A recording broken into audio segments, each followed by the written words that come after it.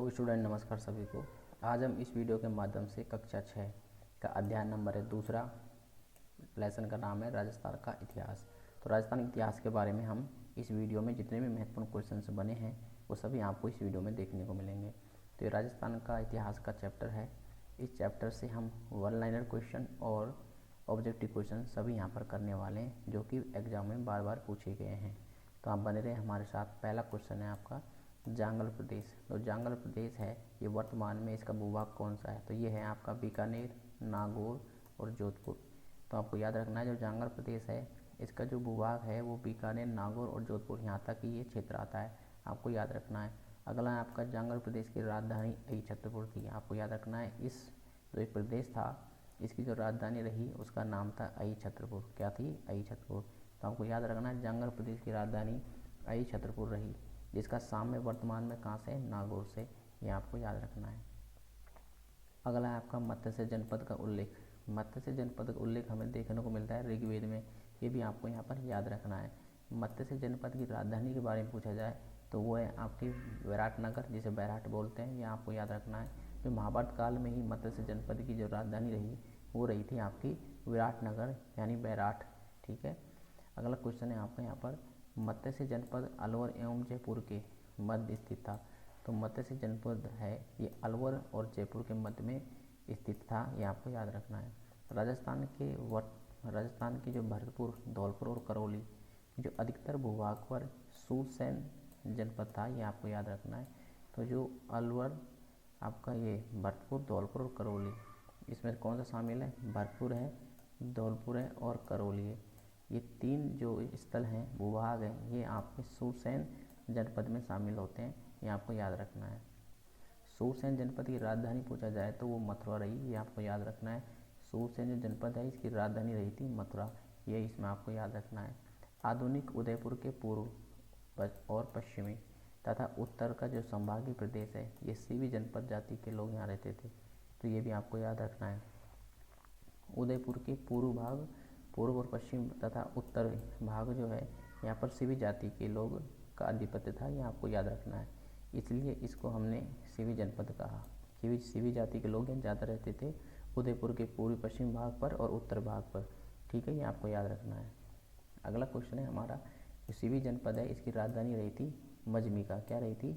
मजमिका या फिर माध्यमिका, ये भी आपको याद रखना है।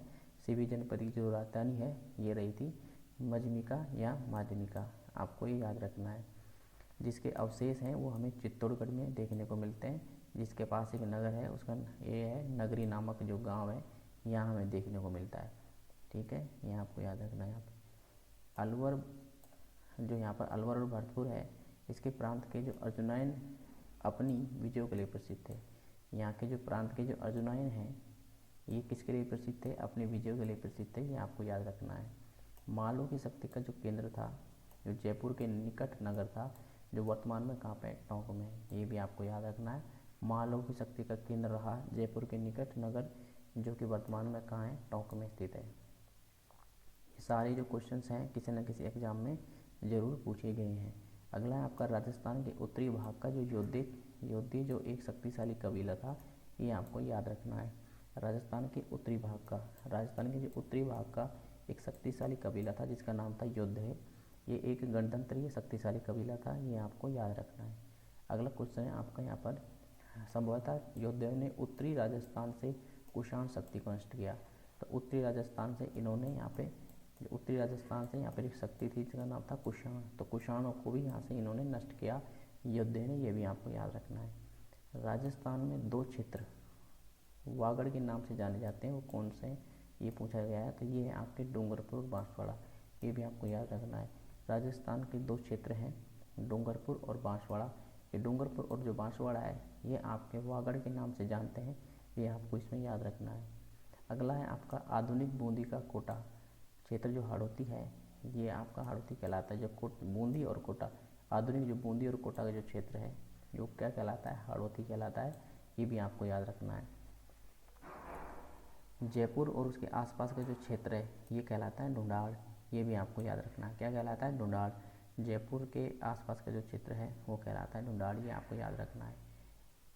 अलवर भरतपुर का वह क्षेत्र जहाँ पर मेव जाति की अधिकता पाई जाती है, इसलिए यहाँ को मेवात कहा जाता है। यहाँ के क्षेत्र को क्या कहा जाता है? मेवात। किसको? अलवर और भरतपुर। अलवर और भरतपुर के क्षेत्र का जो एरिया है पूरा, यहाँ पर ज़्यादातर मेव जाति के लोग रहते हैं, तो इसी वजह से यहाँ को मेवाती या फिर मेवात ये क्षेत्र को कहा जाता है। ये आपको याद रखना है। अगला क्वेश्चन है हमारा यहाँ पर,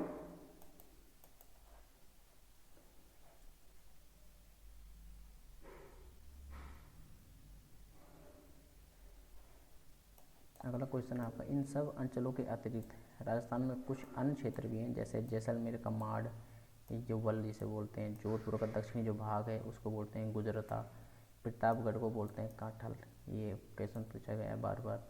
झालावाड़ का जो क्षेत्र है वो बोलते हैं मालवा, और चूरू झुंझुनू सीकर वाला जो क्षेत्र है इसको हम बोलते हैं शेखावाटी। ब्यावर अजमेर का जो क्षेत्र है इसको बोलते हैं मेरवाड़ा। ये भी आपको इसमें याद रखना है। अब है इसमें आपके ऑब्जेक्टिव क्वेश्चंस। ऑब्जेक्टिव क्वेश्चंस में एमसीक्यू में देखिए आप, जनपदों का जो सर्वप्रथम उल्लेख है वो किस ग्रंथ में मिलता है? तो भी मिलता है ऋग्वेद में, ये आपको याद रखना है। प्राचीन जो ग्रंथ है वो हम किसको मानते हैं? ऋग्वेद को ही मानते हैं, ये भी आप इसमें याद रखें।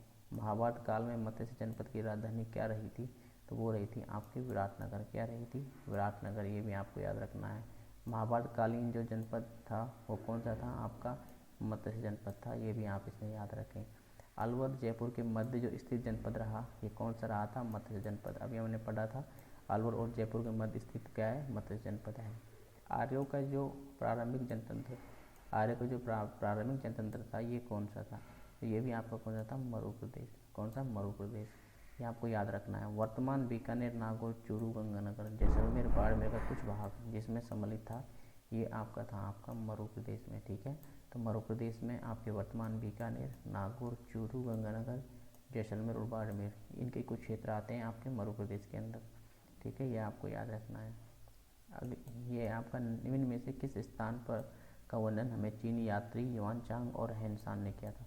तो ये आए थे, कहाँ पर आए थे? ये विराटनगर आए थे। कहाँ आए थे? विराटनगर। तो इस स्थान को इन्होंने यात्रा करी, ये आपको याद रखना है। अगला है आपका यहाँ पर नागौर, बीकानेर एवं जोधपुर का कुछ भाग जिसमें सम्मिलित है। तो ये आपका जो भाग है नागौर, बीकानेर और जोधपुर का, इस भाग को हम क्या बोलते हैं? इस भाग को बोलते हैं जांगल प्रदेश। अभी हमने पढ़ा था जांगल प्रदेश में कौन कौन क्षेत्र आ गए? नागौर, बीकानेर, जोधपुर जांगल प्रदेश के क्षेत्र हैं। ठीक है, अगला है आपका सूरसेन जनपद में भूभाग शामिल। तो सूरसेन जो जनपद था इसमें आपके भरतपुर था, धौलपुर और करौली, ये तीनों आपके सूरसेन जनपद में शामिल थे। इनकी राजधानी क्या थी? मथुरा थी, ये भी आपको इसमें याद रखना है।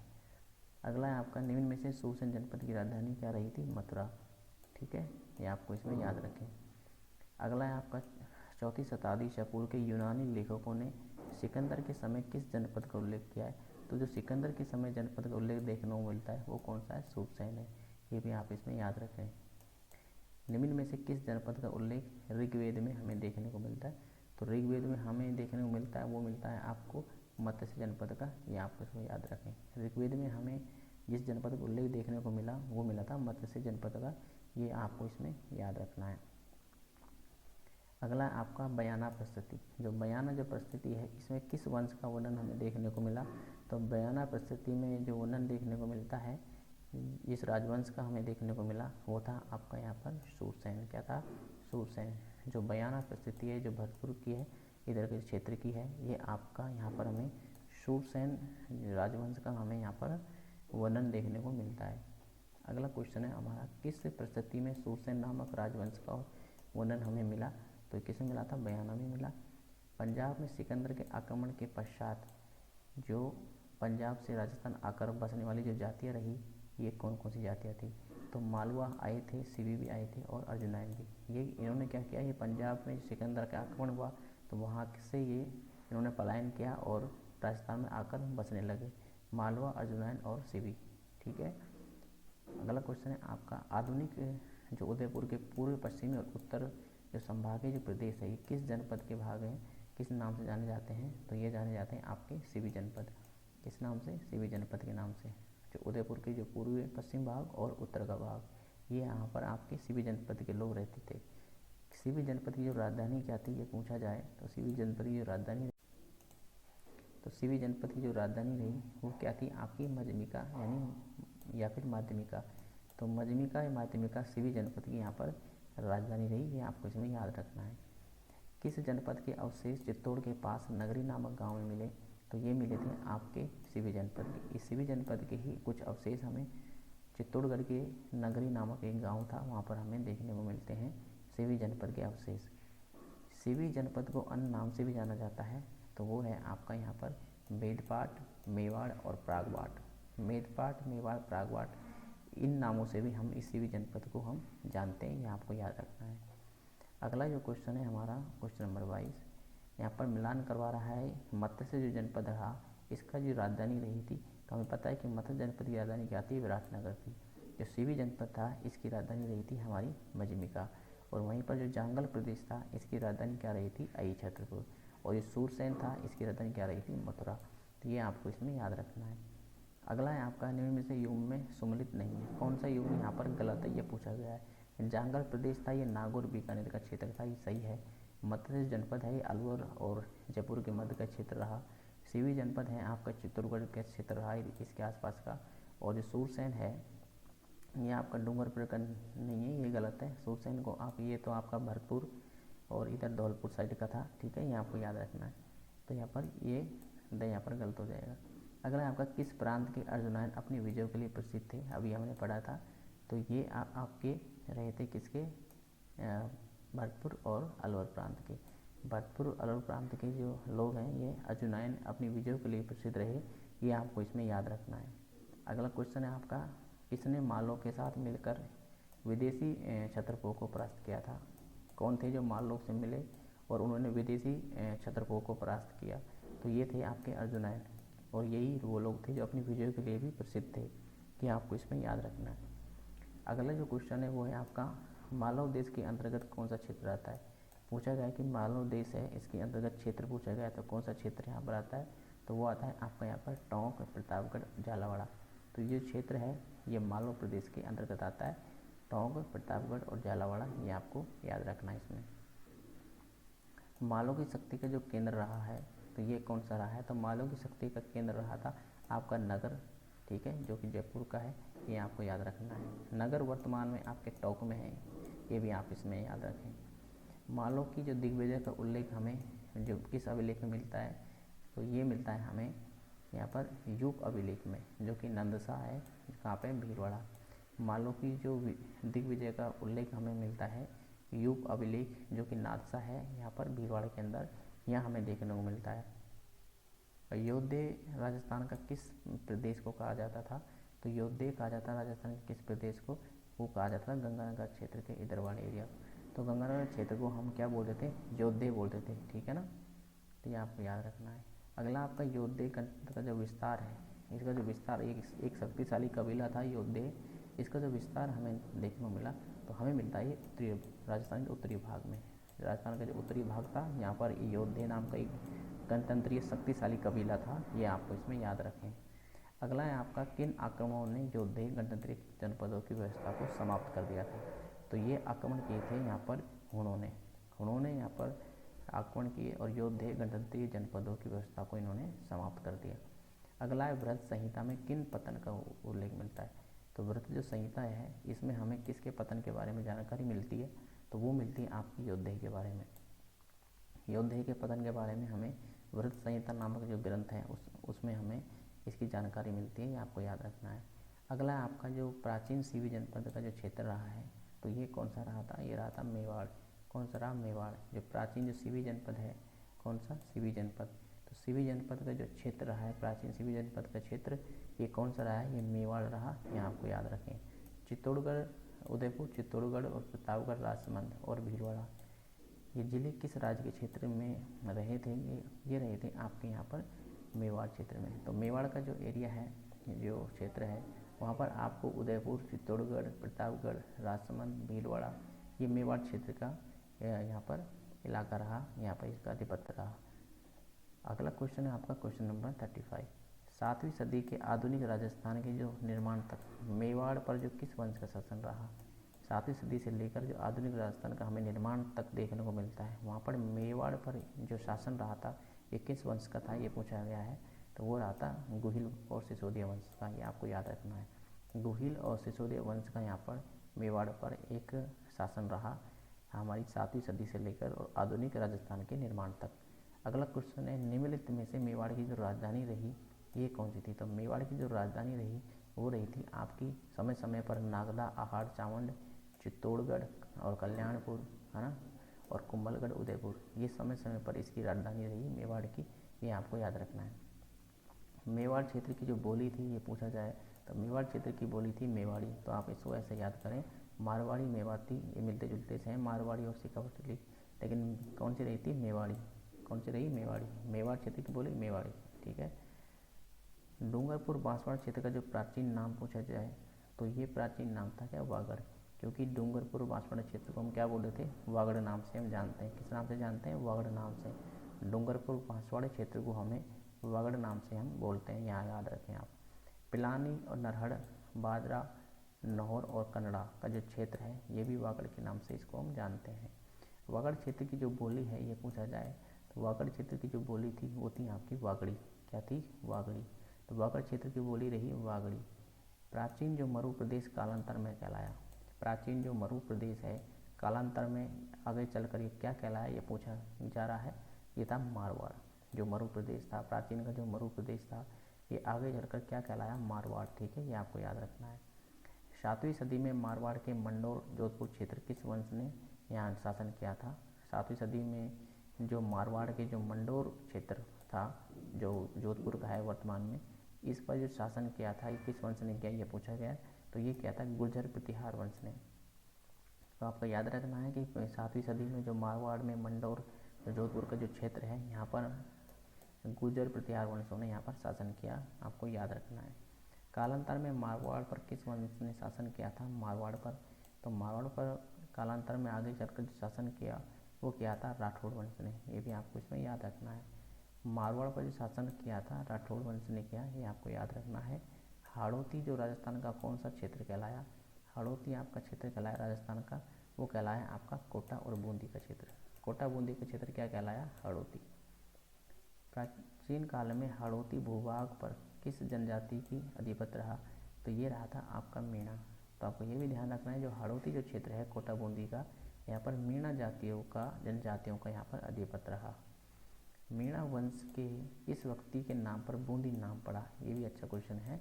जो मीणा वंश के किस व्यक्ति के नाम पर ये बूंदी जो नामकरण पड़ा है बूंदी, तो ये किस पड़ा है, ये पड़ा है बूंदा के नाम से। बूंदा नाम का व्यक्ति था उसके नाम से यहाँ पर बूंदी यहाँ पर ये जगह पड़ी। कालांतर में किस वंश की हाड़ा शाखा, हाड़ा जो शाखा है आगे चलकर ये हाड़ौती क्षेत्र का अधिकार किया, तो ये क्या था आपका चौहान वंश ने। कालांतर में आगे चलकर जो हाड़ा शाखा ने हाड़ौती क्षेत्र पर अधिकार किया था, चौहान वंश की शाखा ने, आपको याद रखना है किसने किया था, चौहान वंश की शाखा ने। अगला क्वेश्चन है आपका क्वेश्चन नंबर 47, जयपुर और उसके आसपास का जो क्षेत्र है इसको हम ढूंढाड़ के नाम से जानते हैं, ये भी आपको याद रखना है।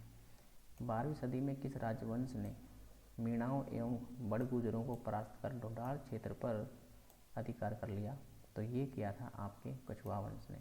जो कछुआ जो वंश के लोग थे उन्होंने 12वीं सदी में जो मीणाओं और बड़गुजरों को परास्त किया, इनको हराया और ढूंढाड़ इस क्षेत्र पर अपना अधिकार कर लिया, अपना आधिपत्य जमा लिया, तो ये जमाया था किसने, कछुआ वंश ने, ये आपको याद रखना है। अलवर और भरतपुर का जो क्षेत्र है ये कहलाता आपका मेवात। अलवर भरतपुर का क्षेत्र मेवात कहलाता, क्यों, क्योंकि यहाँ पर मेव जाति का आधिपत्य ज़्यादा रहा, मेव जाति के लोग यहाँ ज़्यादा रहते थे, ठीक है। मेवातियों का जो प्रसिद्ध जो नायक खानवा, जो खानवा के युद्ध में राणा सांगा की ओर से बाबर के विरुद्ध लड़ता हुआ मारा गया, उसका नाम था आपका, याद रखना है, हसन खां मेवाती, ठीक है, हसन खान मेवाती रहा, ये आपको याद रखना है। जयपुर और उसके आसपास के क्षेत्र की जो भाषा थी वो कौन सी थी, तो वो थी ढूंढाड़ी। जयपुर और उसके आसपास क्षेत्र की भाषा थी उसका नाम था ढूंढाड़ी, ये आपको याद रखना है। सीकर चूरू झुंझुनू का जो क्षेत्र है ये कहलाता शेखावाटी। सीकर चूरू झुंझुनू का क्षेत्र क्या कहलाया, शेखावाटी कहलाया। ब्यावर अजमेर का जो क्षेत्र है इसको नाम से हमने जाना, मेरवाड़ा के नाम से हमने इसको जाना, कौन सा, ब्यावर अजमेर का क्षेत्र। किस क्षेत्र को माड़ या वल के नाम से जानते थे? माड़ या वल के नाम से हम जानते थे जैसलमेर को। तो किसको जानते थे? जैसलमेर को। तो माड़ या वल के नाम से हमें किसको जाना? जैसलमेर को। ये आपको याद रखना है। अगला है आपका, किस क्षेत्र को कांठल, कांठल जो क्षेत्र है वो कहलाया आपका प्रतापगढ़। कौन सा? प्रतापगढ़। अच्छा क्वेश्चन है। कांठल क्षेत्र कौन सा है? प्रतापगढ़ का क्षेत्र है, इसको हमने कांठल क्षेत्र कहलाता है। ठीक है। झालावाड़ के आसपास का जो क्षेत्र है, झालावाड़ है उसके जो आसपास का क्षेत्र है, ये कहलाया आपका यहाँ पर मालवा। क्या कहलाया? मालवा। झालावाड़ के आसपास का जो क्षेत्र है इसको हमने एक नाम दिया मालवा। ठीक है, ये आपको याद रखना है। अगला क्वेश्चन है आपका, जोधपुर का वह भाग जो गुजराता कहलाया। तो गुजराता कौन सा भाग कहलाया? तो ये कहलाया आपका दक्षिणी भाग। तो जोधपुर का जो दक्षिणी भाग क्षेत्र है, ये जो क्षेत्र है ये कहलाया आपका, क्या कहलाया आपका? गुजराता। गुजराता कहलाया जोधपुर का दक्षिणी भाग। ठीक है, ये आपको याद रखना है। माही नदी के क्षेत्र को किस नाम से जाना जाता है? तो माही नदी का जो क्षेत्र था उसको कांठल के नाम से जानते हैं। किस नाम से जानते हैं? कांठल के नाम से। ठीक है। अंतिम क्वेश्चन है लास्ट आपका, निम्नलिखित में से सही सम्मिलित नहीं है, ये पूछा गया है। जांगल जो प्रदेश है ये आपका बीकानेर और नागौर का था। सही है यहाँ पर। मध्य से जो क्षेत्र रहा ये आपका अलवर और जयपुर के मध्य का रहा। सूरसेन जो आपका क्षेत्र ये भरतपुर और धौलपुर का रहा। लेकिन जोधपुर क्षेत्र है ये आपका यहाँ पर गलत हो जाएगा। ठीक है। तो ये आपको यहाँ पर याद रखना, जोधपुर क्षेत्र कहाँ था? ये तो उत्तरी राजस्थान का क्षेत्र था। ठीक है। तो ये थे इस चैप्टर के 59 क्वेश्चन जो ऑब्जेक्टिव थे। बाकी हमने वन लाइनर क्वेश्चन भी यहाँ पर देखने को मिले। तो सभी ये क्वेश्चन महत्वपूर्ण थे जो किसी न किसी एग्जाम में पूछे गए थे। तो हर चैप्टर के जो हम क्वेश्चन रोज़ लेके आएंगे, जो कि आपकी बुक के 6 से लेकर जो 10th क्लास तक की बुक है, सभी आपको यहाँ पर देखने को मिलेंगी। तो आप हमारे साथ रोज़ बने रहें। धन्यवाद सभी को। आपका दिन शुभ रहे।